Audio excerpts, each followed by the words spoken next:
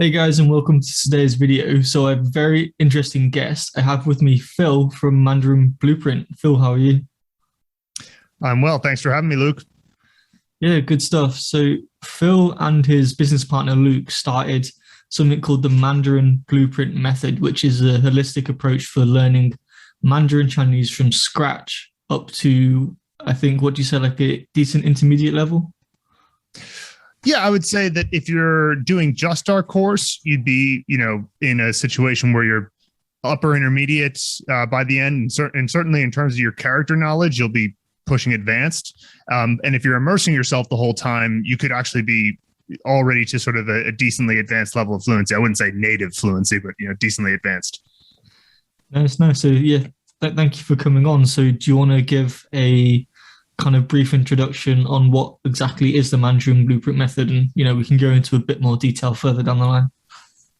Sure, sure. I would say the quickest way to describe it is that we've taken the time to sort out the active study element of language acquisition from a planning perspective. I mean, you still have to walk the path, but we basically built the roadmap for how you do your active study in Mandarin. And what I mean by that, again, for those of you unfamiliar, many of you probably are familiar who are listening to this, but you've kind of got your active immersion, your passive immersion, and your active study are sort of the three pillars of your language acquisition. And the active study part can be very laborious if you don't have it prepared for you. So essentially, we've said, well, we can make language acquisition faster for people if we show them what order to learn things in, make the flashcards for them, give them clear guidance. And then I'll go into detail about how we do that later. But essentially, we're trying to make the active study element of learning Mandarin, take out the legwork. So all you have to do is just, follow the path. Nice, nice. So yes, it sounds like good stuff. And I've heard some of my friends have done the Mandarin Blueprint method and had very good things to say, especially about the way that you guys learn characters. But I'll loop back around in a second. So first, I want to learn a little bit more about you, Phil. So what actually got you into learning Chinese originally? I thought about the answer to this question, and the honest answer is the people in Chengdu, where I live. In Sichuan province, because I actually lived in China for 2 years before I moved to Chengdu. And I learned, your basic stuff in Chinese. I learned how to talk in a restaurant, and, I learned some characters, but I didn't really take it seriously until I moved to Chengdu and felt like, wow, the people here there's something different in the air here. The people are very cool. They're chill. They're more chill than the people who were in Beijing. I found, like, most people were pretty relaxed, and I just was fascinated by the area and the culture. And I just realized that I wanted to stay in China longer. And that just sort of made me realize, okay, well, then I got to start taking language acquisition more seriously. And so that was sort of the main impetus. And then, of course, as you learn the language, that all sorts of other things start to come up that get you continuously more interested. The better you get, the more interesting material you can read and listen to and comprehend. And that, of course, will make you go like, oh, geez, like for example, there was some podcasts that I was listening to that got me really excited about learning about economics from a Chinese perspective. And that was something I never thought would happen. And so, of course, once you start getting into the actual language acquisition process, then it's many different things. But the thing that really was my impetus was that Chengdu people were cool, and I wanted to understand them better.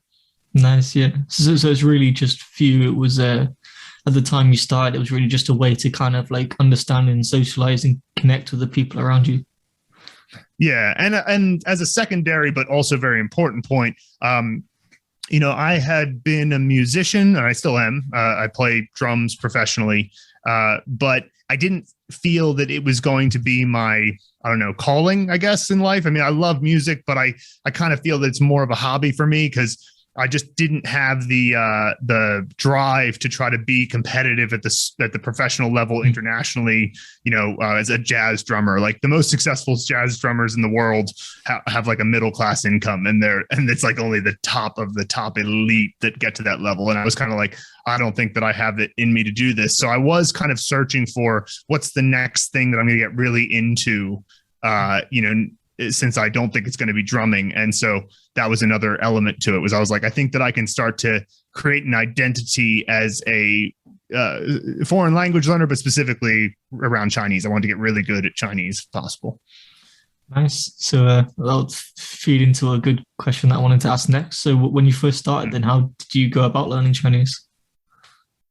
Well, it's like I wish I had Mandarin Blueprint back when I started, because I made a lot of mistakes, which is part of the impetus to make Mandarin Blueprint in the first place. But the one thing I did that was correct was I took seriously learning characters. Or I should say, I mean, obviously there are people who say, don't worry about characters for a long time. And I'm not going to say that they're wrong. I don't want to make it sound like it's correct or incorrect, but it was a thing that I don't regret doing. Let's put it that way. I wish I had spent more time learning pronunciation in the early stages. I didn't have any mentor. I luckily had a roommate who was engaged to a Japanese woman and had lived in Japan for a while. And he said, if you're going to learn Japanese or Chinese, make sure you don't ignore the writing system. And I was like, okay. So I had that one little piece of advice. I started with the Heisig book, which was, that Heisig book was simultaneously great and frustrating because it doesn't teach the pronunciations. So like I would learn the characters and I would see the characters when I was in Beijing, and but I wouldn't know how to pronounce them. So it was kind of like this sort of frustrating thing where I would be like, I think I know what this sign means, but I can't explain to the person next to me that I know what it means. And so, I used the Heisig book.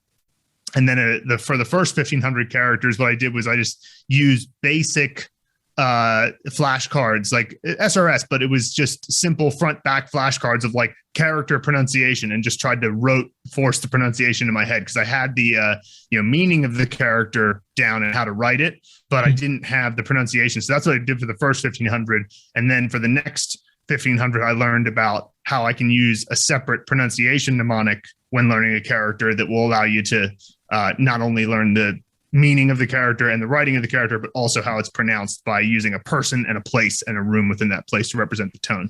And so I started doing that. And then I was familiar with Katsumoto from All Japanese All the Time. So I had the idea of I should immerse myself, but I didn't find that during that time, I didn't quite fully imbibe it, I think, at the beginning, because I didn't sort of understand how to make it more likely that you'll immerse yourself, which I think is more the key than just trying to force yourself through willpower to immerse yourself. Like I originally would just be like, all right, let me turn on this Chinese. And of course I didn't know anything yet. So I was just like, it's just like, since I don't know anything, this is a little bit, it's just sort of hearing Chinese gibberish, and then you'd eventually get bored and your willpower would, you'd sort of lose the willpower. But then eventually I kind of figured out it's more about your environment. It's more about increasing the likelihood that you're going to immerse yourself. So I did eventually start immersing myself more, but that took a little bit.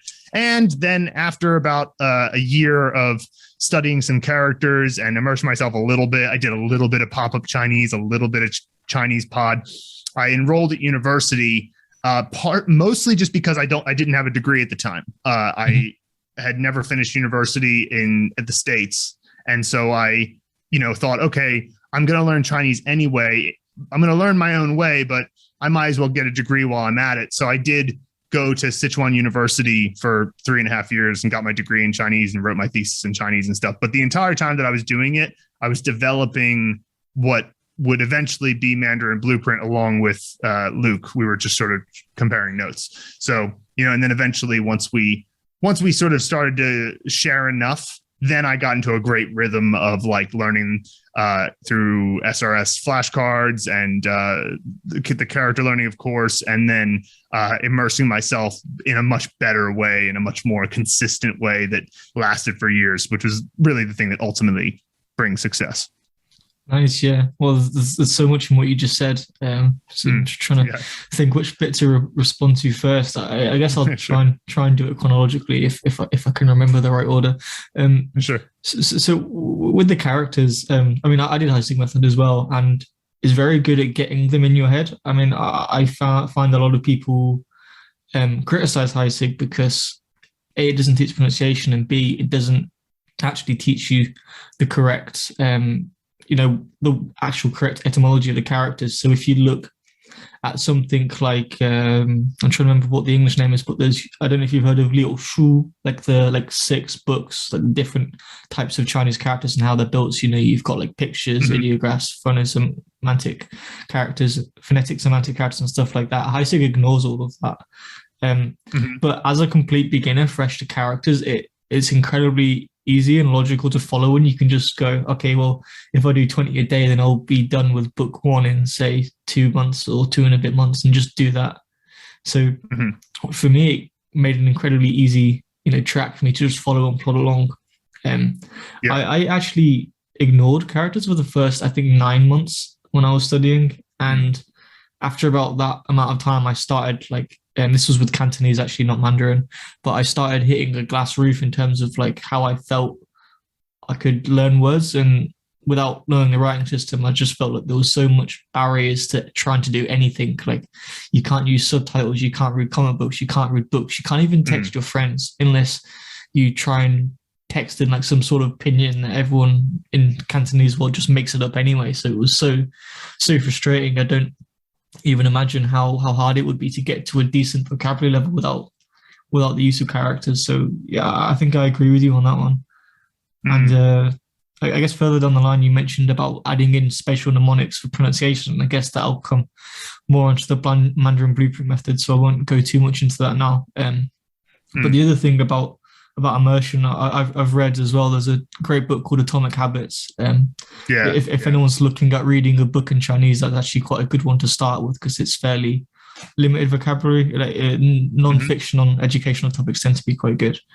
And yeah, just about creating the environment and trying. The mistake I see most people make, or a lot of people make who come from that sort of AJAT philosophy, is I'm going to immerse, so I'm going to turn the radio on in the background. And if I just do that for 8 hours a day, then I'm going to get really good. But then, a year down the line, they still understand nothing.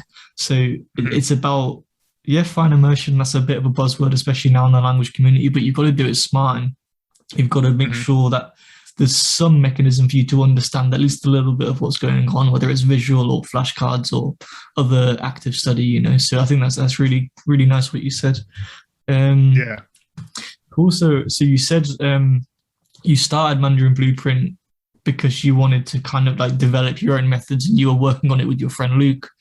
And I think you also mentioned that you like had your own way of like, learning characters and then pronunciation and stuff. So I guess tell me a little bit about that when you first started.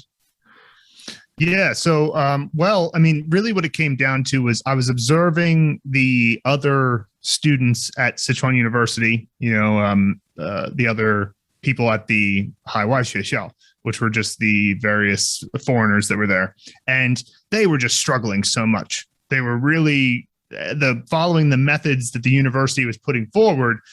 They just consistently couldn't remember characters. The school barely focused on how to learn characters. It was like it was amazing to me in a way. I was like, how is anybody following this without learning the characters properly? Because it's just, there's so much, you have one word in Chinese, just 2 characters. It could be a simple word, but if you don't know the components in the character and you're supposed to just somehow remember how they're pronounced, I mean, good luck. There might be 10 or 11 things that you're there to remember, and short-term memory isn't that good. Like, you say you have 3 components in each character, and then you have a pinyin initial, pinyin final, and tone.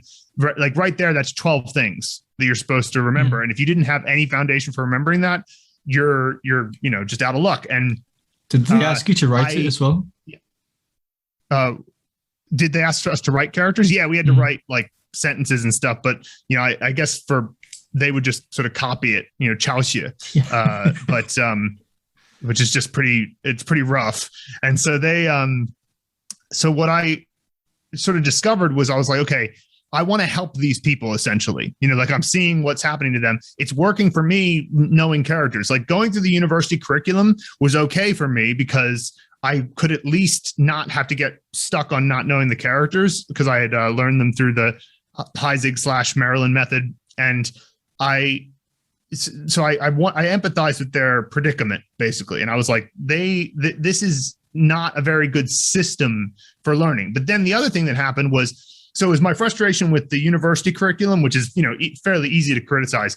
But then it was also my frustration with the Heisig order, because, Heisig, since he focused on components, and he said, okay, we're going to introduce what he called primitive elements. And, he would say, okay, here's a new primitive element, and we're going to call it a top hat or something, right? Well, first of all, what is a minor point, but one of the things that bothered me was that he often gave one suggestion, and it was a thing that I didn't even know what he was talking about, because he's, a couple of generations away from me. So like sometimes he would say things, I'm like, I don't even know what that is that you just mentioned. Yeah, I had to Google a few words when I was going through Heisig. I was like, oh, this is a new English word as well. Yeah, exactly. So there was that. But then there was also that he can, like, so for example, na is like character number 1,200 something, I think, in Heisig. I forgot exactly, but it's way too late to learn that character, because it's such an important integral character to the language. It means, that. And then, of course, na, which we learned right after that, is which. So he basically said components are primary. And so I'm going to teach based on common component. The left side component of na is kind of rare. And so I'm going to introduce it late. And so that bothered me, because I was like, you want to have some degree of practicality. Now, the other extreme is also not good. You don't want to just have a pure frequency list of learning characters. Like, so if you learned the top 10 most common characters in the language right off the bat, it would take like 18 components to learn them. And so you'd feel like, oh my gosh, I have to learn. And there's no relationship between the characters from a component perspective. So you would feel like there's way too much legwork to learn the first 10. So it had to be somewhere in between. So we wanted to create a new order, but then I also wanted to give people comprehensible input as soon as possible. So the nice thing about if you know the order of the characters and you can learn the pronunciation is that then you can unlock a word. So you can say, okay, I've learned 50, let's just say 10 characters, but I can combine character 2 and character 8 to make a common top 1,000 compound word. And you know how to pronounce it. So like that's, something that with Heisig, he wouldn't get into any words or grammar or anything like that, because he's like, well, you can't pronounce them yet, so you'll do that later. And so that always bothered me. I was like, that is a huge thing to do up front, learn 3,000 characters without learning their pronunciation and just like then catch up with it later. It just felt like too daunting for most people to want to go through. And so I thought, okay, well, if you can learn a character with the pronunciation and then unlock words, then you just go a little bit further and you can start to unlock sentences. And then the next thing you know, you've learned a character through a mnemonic method that includes the pronunciation. You then reinforce the knowledge of that character by unlocking a compound word of 2 or more characters. And then you reinforce the knowledge of that word by putting into a simple sentence, right? And so if you can understand the pronunciation, it unlocks this whole possibility of comprehensible input coming in way earlier from a reading perspective. And so that's essentially the conceit behind Mandarin Blueprint, is that because we know exactly what you've learned, we can therefore create content at your level that is, if you pick up a graded reader, it might be at your level and it might be generally at an HSK level, but we can get down to the precision of like, we know every word that you've seen. So we're only going to show you sentences with words, and maybe 2% of the words will be top down. It'll be like, okay, you haven't learned this word yet, but it's okay because 98% of the rest of what you've learned is known. So we'll throw that in and we'll give you a definition and opinion and whatever. And so that was, the idea behind it, because I thought if we can get people to comprehensible input earlier, it'll have 2 major benefits. One is that it's really exciting to learn to read Chinese without pinyin.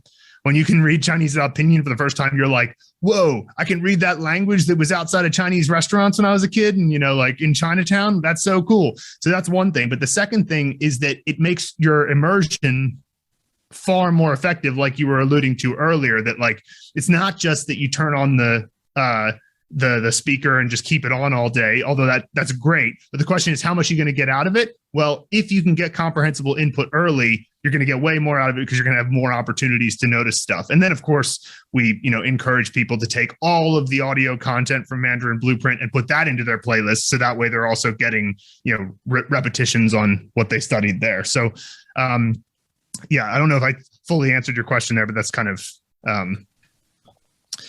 yeah, where our head was at with making the initial order there. Nice, yeah, that's really good stuff, and I think you really had a lot of just truth behind what you said. I'm thinking back about my experience learning characters, and I guess it works a little bit better for me because I mean I was studying Cantonese, so I had 9 months of knowing words, and then I was learning the characters. And when I was going through Heisei, actually I had an Anki deck, and I put like the Cantonese pinyin on the front of the card, so I got some of the pronunciations that way. Because one of the biggest weaknesses I found of Heisei as well is that have words like say ocean and sea, and I'll be like, okay, well which one's ocean and which one's sea? I can't remember. But if I see the pinyin is yang and the one's got a sheep on, then I know that's that one. Or, you know, so you can start looking at the phonetic parts of it and trying to use that to help me distinguish some of the stuff. But the most difficult part I remember in trying to learn how to read Chinese is that initially I only did book one. And when I first went from book one to being able to read like characters, I went and bought I guess it's like a graded reader sort of thing. It's called Wedding Bells, and it's a Cantonese textbook with basically 20 chapters long, which is based off a woman's diary as she's falling in love with this Japanese man. And it's as if she's writing entries in a diary, and it's 20 chapters and part of a story. And that's supposed to be like intermediate level for Cantonese learners. But I picked up that, and, you know, not having read anything before, I think it took me like maybe like 2 hours to go through the first thing. And it was only just like a small, like A4, probably not even A4, probably like small A5 sheet of paper with quite big font on. And it took me ages to get through. And that was so difficult. And, you know, everything. And there was audio to help me, which was luckily quite a big help, because at least I could mostly understand it at that point from the work that I'd done before. So being able to latch onto that made it a little bit more accessible, but that was probably the hardest bit for me. So the fact that you can start, you know, building in words and sentences from quite an early stage sounds to be really like a really good way of tackling it, which is when I was speaking to people before, it was something that I thought sounded really good. And I think you have some graded readers as well that I'm not sure if you mentioned or if you alluded to then, that use all of the vocabulary that you have from your cards. So that's really nice. Yeah. And do you use Anki for like the reviewing of like the sentences and words that you do, or do you just kind of have your own way of doing that? Yeah, we use SRS for everything. You know, we've been using Anki. We also have been developing a solution for people who find Anki too difficult, like, which is a surprising amount. You know, from my vantage point, where I see people come in, like obviously people like yourself, or you know, people who are really kind of language learning nerds. They tend to, and I mean that endearingly. I'm one, so I didn't mean that pejoratively, but like the will like Anki because it's so functional, but it's definitely an application that can turn people off if they're not tech savvy. And in fact, I would say that the majority of the amount of people who we say, oh, you did a free trial of Mandarin Blueprint and you decided not to sign up, and we'll ask what was the reason, they'll be like, oh, I didn't get Anki. It seemed like it was too hard. And you guys said how important it was to have SRS, and I couldn't figure out how to use Anki. So we've come up with a solution. We're now working with a company called Traverse.link, and they do SRS flashcards. It's actually quite good. I would recommend Traverse to anybody who just wants a simpler version. It doesn't have as many features as Anki does, because it's not open source with add-ons and stuff, but it is very easy to use. So like if somebody just wants a simple SRS that's customizable in terms of like they can make their own cards and all of that, then you could use Traverse.link. But, you know, ultimately, yes, we do use SRS for everything, because more for the characters and the props. We tell people at a certain point in the course with the sentences to, consider skipping them if just because at a certain point, a sentence flashcard becomes less valuable. So at the beginning, they're super valuable because they're like, you're just getting the hang of what a sentence even is. You're trying to get a sense of how the basic grammar of the language works.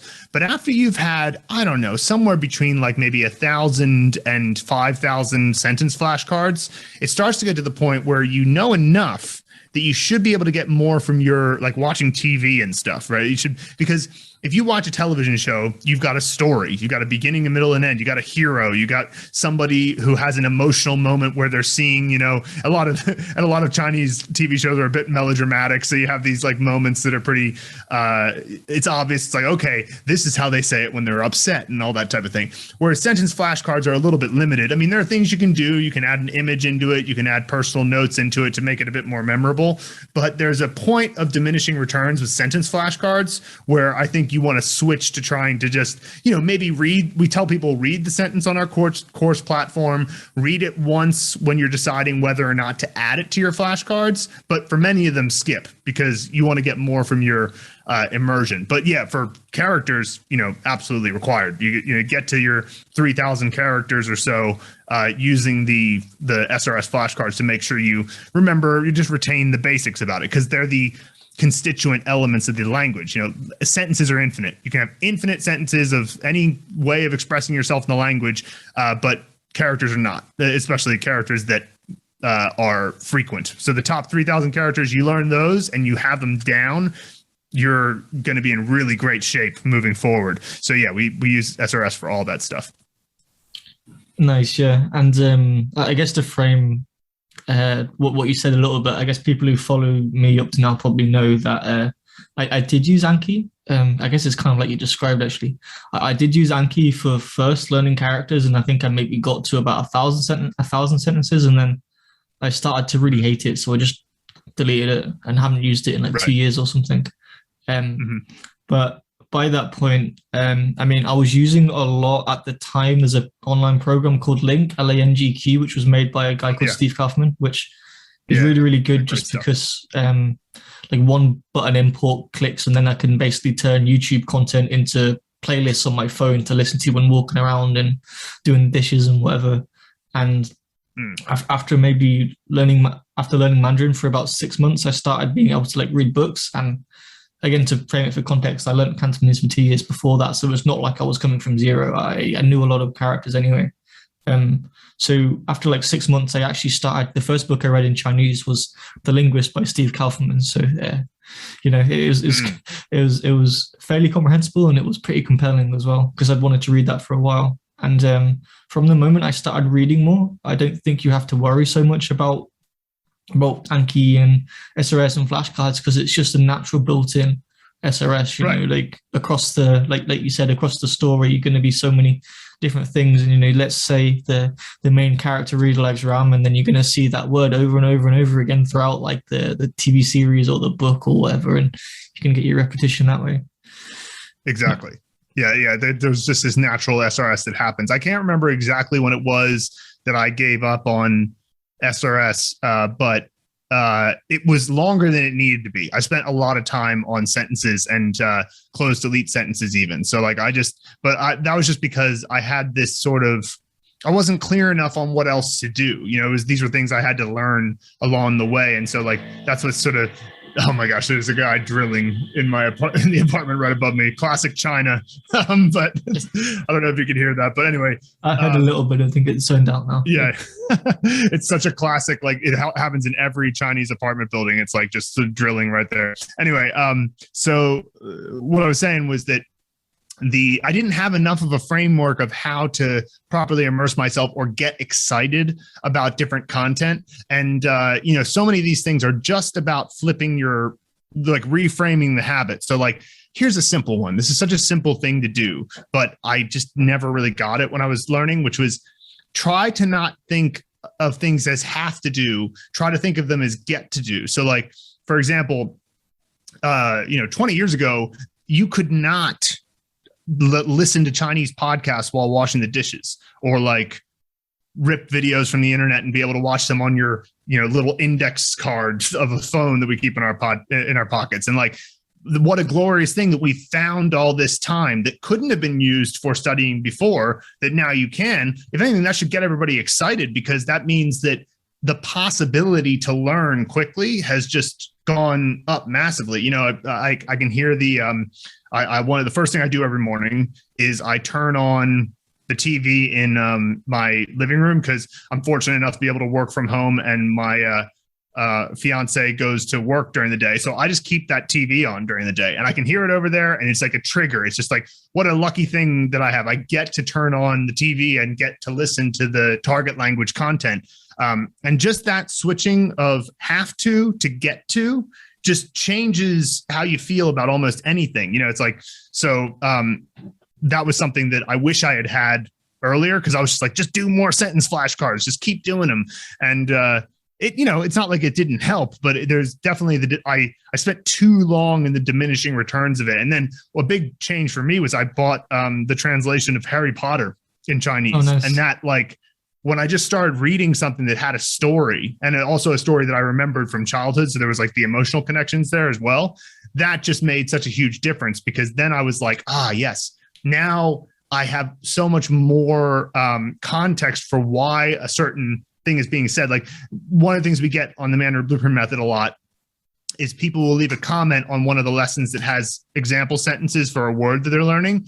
And they're saying, like, could this sentence be, you know, this way or that way? And we like to give responses, but one of the things we always say is, like, this is part of the reason why you need to get beyond just sentences, because oftentimes the answer is, well, it depends on the context. You know, it's like this, somebody might say this angrily, somebody might say this in response to someone who's above them. So, like, they're going to say it in a certain way, or they're going to say it when they're emotional, or, you know, it's just so hard to tell just by looking at an example sentence. So, like, it depends on the intonation and the way they say it, like you said, sometimes. Yeah, absolutely. Yeah, I forgot. I had another point, but I forgot it for the moment. Sorry, I didn't mean to cut you off. No worries. The drilling cut me off earlier. I was just like, all thoughts are now gone.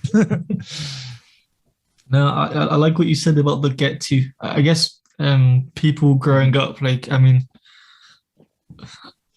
people growing up now and people that are even younger than me. I'm 27 for context, so that. I mean, I probably look a bit younger, but anyway, people growing up now, we have so much technology around us that we've used for a long time. But even not that long ago, like, I remember, like, even having something like a backlit device in your pocket that you can actually read properly, like in the dark in the car, like something as small as that. Like, I remember when I was little, I used to play like the Pokemon games on, what was it, like the Game Boy Color, and there was no backlight, so I was like trying to like redirect the Game Boy towards the lamppost, and every time we passed the lamppost, I was like trying to press the button to do something, and then you have to wait like 5 seconds, you know?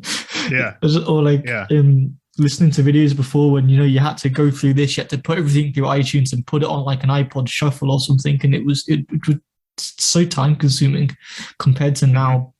You can just press a button and have it on your phone, which is just, you know, things like YouTube Premium, you can even just click a whole playlist and just download like 100 videos in a single button for like an audiobook or something. And I guess not many people know on YouTube, but there's like tons and tons of free audiobooks in Chinese. So you can just go get YouTube Premium, press a button, you've got like, I don't know, like 40 hours of content there on your phone that you can listen to, which is great stuff. One thing I did want to say, which is probably a mistake that I made when trying to get into like immersing, is I fell into like this trap where I would think, okay, well, I need to like immerse more, like you were saying, let's immerse more, and you kind of have that narrative, I need to do it more and more and more. And then I was like, okay, well, what do I do? So I was like, oh, well, you know, I've been watching, I don't know, like Meteor Garden or something, because anyway, and okay, well, I need to watch another episode because that's the thing that I'm immersing in now. But what I started doing later, which is kind of closer to what I do in English, is instead of thinking, oh, I need to immerse, therefore I'm going to watch this thing that I'm watching because that's like the best thing for me to watch, I think, okay, well, what do I want to do now? And just do that in Chinese. Do I fancy watching a few YouTube videos and do that? Do I fancy watching a TV show or a cartoon or an anime or playing video games, and just mixing it up and having that variety? Because I think it's so easy to just think, oh, you know, immersion is boring because I've just spent 8 hours watching the same TV program all day. Whereas, you know, you wouldn't do that in English unless it's a very good TV show. Why do that in Chinese? You know, if you get bored, it doesn't mean immersion is boring. It means you're bored in the thing that you're watching, so just go watch something else. Yeah, absolutely. Like, one thing I do is, you know, I'll have on while I'm working or something, just sort of like either, you know, just like some live streams of either Chinese news or some shows that are whatever's on CCTV4 right now or whatever. And part of the reason for that is that I don't care if I miss something because it's just passive. It's just there in the background. I'll notice something every now and then, something will grab my attention and I'll be like, oh, what are they talking about? And I'll, switch to active immersion for a little bit. But for the most part, if I'm watching a show, it has my full attention because there's plot points. And if you miss a plot point, it doesn't make as much sense. So it's like, to me, I have to be in the mood to just go, all right, this is what I'm going to do now. And there's always at some point that I just need a break. I've been focusing for 3.5 hours straight. I could use a half-hour break. Well, let me just watch this show. And, that the fact that I can just chill out and just watch the plot points. And also the other thing too, is you got to be okay with not understanding stuff and just trying to glean what you can, because one of the things that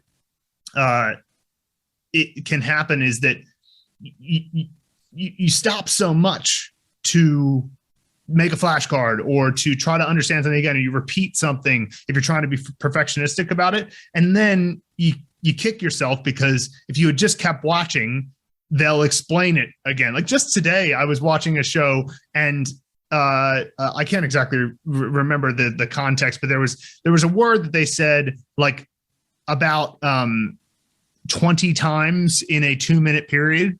And if I had, it was 平凡, which is just to recuperate from if you were like ill and you got better from there. And if I happen to know that word, but if I didn't know that word beforehand and I stopped the first time I saw it, I went, 平凡, what's that? And then I looked it up and whatever, I would have missed, I would have kicked myself, because then they said it a bunch more times. It became obvious what they meant.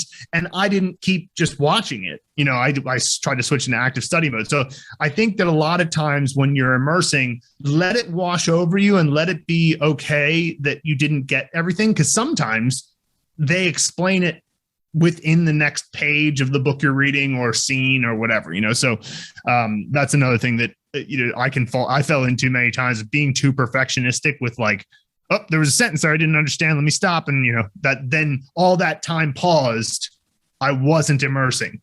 You know what I mean? So it's like, add that up over a year, and that's, a lot of time.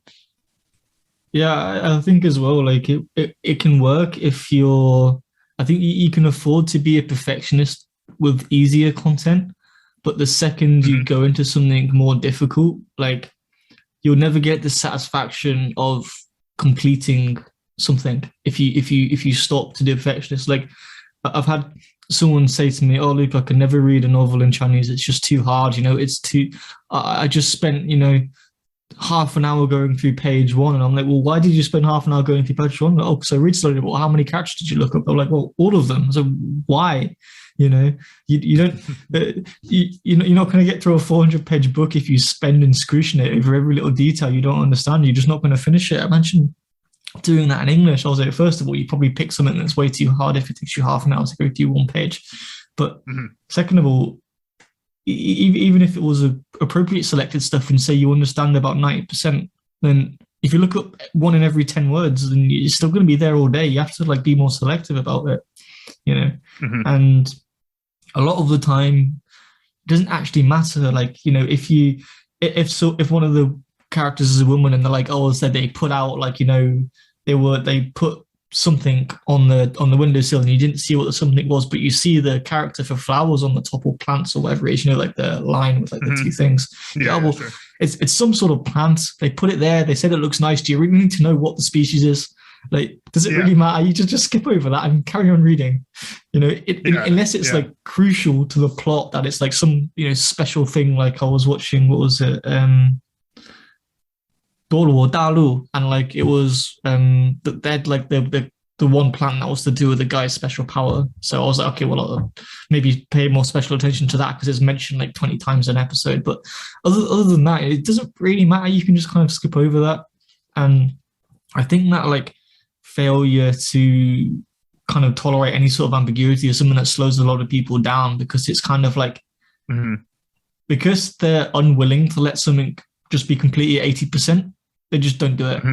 And I've seen that happen to so many people, and it's painful to watch, because you just think you're making life so much more difficult for yourself But if you just relax and take a step back, a lot of it will explain itself anyway. Yeah. Right, right. Well, that's exactly what we were trying to solve with Mandarin Blueprint, and that's why it took us 6 years to make. Is that we basically said, and I mean, also it's still always growing, but one of the things that we're trying to do is I kind of told you the basics of it. So we have this pronunciation course that we teach first. It's it's pretty good. Luke teaches that one because he's got excellent pronunciation. It's like the best pronunciation I've heard of a foreigner. That he's just got, because he did the right thing and focused a lot on it at the very beginning. And I wish I had done that, because now I have to I've gotten a lot better, but I used to have really American pronunciation, if you know what I mean. Like, it was just you could just tell I was an American as soon as I opened my mouth. Anyway, so we have that. Then we have you build components into characters using the mnemonic method, and the pronunciation. Then we have characters into words, and we have all this stuff on how to remember words easily using images, and a lot of that Gabriel Weiner Fluent Forever stuff. And then we have into sentences. But then what we do is we have these graded readers where we take each of the sentences from the graded readers and we introduce them before you get to the graded reader. So you've unlocked a word. One of the sentences that unlocks is actually from a piece of content. And then when you've unlocked all those sentences, we show you, hey, look at this. This creates a little story. And so that sort of gives people a sense of reading of something that has a beginning, middle, and the end, when they only know maybe about 200 to 300 characters, right? So it's still very early for them in that point. Then we get into the fifth phase where the original graded readers are kind of like just little opinion pieces or a dialogue of like a back and forth 6 or 7 times. But then we get into fairy tales in the phase 5. So we have 3 Little Pigs, Little Red Riding Hood, Cao Chong Cheng Xiang, which is a Chinese fairy tale, and then some other ones, Sima Guang Zha Gang, which is just these little, like, there's 4 that are from Chinese fairy tales and 4 Western fairy tales translated into Chinese, and then that gets them to the point where they now know the top 592 characters by frequency and top 1,000 words by frequency. And that's kind of when you have your 80% of the language by frequency, as many people understand. It's like the 80-20 rule. Like, when you know the most frequent things in a language, that covers a huge swath of what you'll see in an article. And so at that point, it's all about, okay, consolidate now, keep learning characters, and, kind of almost sprint to learning 3,000 characters if you can. But in the meantime, we get into, it's really amazing. Like, when we started to hire out getting people to write graded readers for our intermediate course, which is above 592 characters, the content got so much more interesting, because once you get over that 80% threshold, the topics you can cover are like a lot more complicated than just a fairy tale, right? And so we had we have an article about Armand Hammer. One of the writers just thought Armand Hammer was this really interesting entrepreneur. We have China's view of Hong Kong, which was very interesting to read. It was not political. It was more like, it had to be a little bit political because it's impossible not to be. But we had that one. We had a number of different sort of topics about places in China and whatever. And it just sort of taught me that it's like, if you can build a solid enough foundation, then what becomes possible, it's like you put all these seeds out there that immersion just fertilizes. It just fertilizes them really nicely. And so, the point I'm trying to piggyback off of there is that when you give people something that is always right within their zone of proximal development, so like everything that they do in the Mandarin Blueprint method is just a step beyond where they currently are, then it keeps them motivated, and it doesn't make them have that feeling of like, oh, this is way too hard, I can't do it. It's like, the reason you feel like it's too hard is because it's not I+1, it's I+6 or something that you're doing. I+1 being the acquisition zone, as Krashen would put it. So so anyway, so that's why we built it the way we did, so that people can just remain motivated, and it works really well. People tend to stick with it because no individual step is that hard. There's a lot of steps. Chinese is a big language, but it's not like it's not lifting heavy weight. It's just lifting lightweight several times, if that makes sense. So yeah. So it's no longer this big unsurmountable step. It's just thousands of little ones. Yeah, exactly. Still seem a bit daunting, exactly. I guess. Sure. But that's why you just got to get the, and that what's nice is that over the years, and this is something we didn't predict, but it's been this great addition, is that because we have comments under every lesson, basically what we did was we created this system where, first of all, people leave comments that are their mnemonic suggestions, which is great because obviously, unlike Heisig, who gives one mnemonic suggestion that is in a paper book that you can't ask Heisig, what do you mean by this? It's, in some cases, not hundreds for an individual thing, but there are over 10,000 suggestions from other people on the course, user-generated suggestions. And then there are probably about another 1,000 questions that are specifically like either grammar or word related, or like what context does this get used in? And what we do is we respond either on the podcast and then send them the link to the moment in the podcast where we talked about their question. So anybody coming later in the course sees the comments and sees that question. They might think, I have that question too, and they can see where we answered it.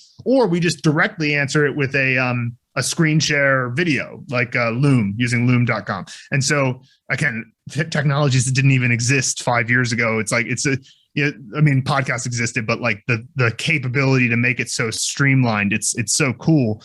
And so as a result, there's this real community feel to the course. Like each lesson has like several people, and you're like, oh yeah, Christine's left lots of great messages. And then I go talk to her on the community forum, and it's like that really helps, because then you get one of the things that Atomic Habits author James Clear talks about is that if you want to get good at something, there's one way is to try to set your outcomes, set your goals. But he's saying that's not actually a good way to do it, because it's not like everybody doesn't have the goal of becoming fluent and literate in Chinese, or the example in his book was these cyclists who all want to win the Tour de France. It's like they all have the goal of winning the Tour de France, but many of them don't achieve it. So what's the problem? It's that their identity and the actions that result from their identity don't lead to the outcomes properly. So like when you have a community of people around you that lift you up when you're struggling, and Luke and I are key nodes in that in Mandarin Blueprint, but man, it's everybody. Then that can be the thing that makes you identify as I'm a Chinese learner, or I'm a Chinese enthusiast, or maybe it's even deeper. Maybe it's like I'm a humanist who wants to connect better with the people of China, which is a major civilization in the world. And so as a result of that, I'm the person who's going to take learning their language very seriously. When you get your identity to be in alignment with the goal, then the goal is actually like it's like an emergent property of your identity almost. It's not even the thing that motivates you, if that makes sense. Yeah, I think it's a bit of maybe like a chicken and the egg situation with that. So I guess like you go for a goal, and the more stuff you do towards that goal, the more your identity aligns with it. And the more your identity aligns with it, the more you do towards that goal. I'm trying to remember, did you give the example of reading, or did I read that from something else? I can't remember, but there was one example that's saying, if you identify as a reader, or if you wake up and you don't identify as a reader and go, oh, someone says I should read in Chinese, it's just exhausting. But I guess if you just focus on building a habit and do a little bit every day, like I think I started maybe like half an hour a day before, if you just focus on doing that every day, like there was a point where I read for over an hour a day in Chinese for like maybe like 2+ years. And by that point, it's not like getting up thinking, oh God, I have to read it. It's just what I do. It's, I like reading in Chinese. I get to explore all this new content that I didn't even hear about before. And you get wrapped up in your head and you just go with it that way. So I think that community feels really, really nice.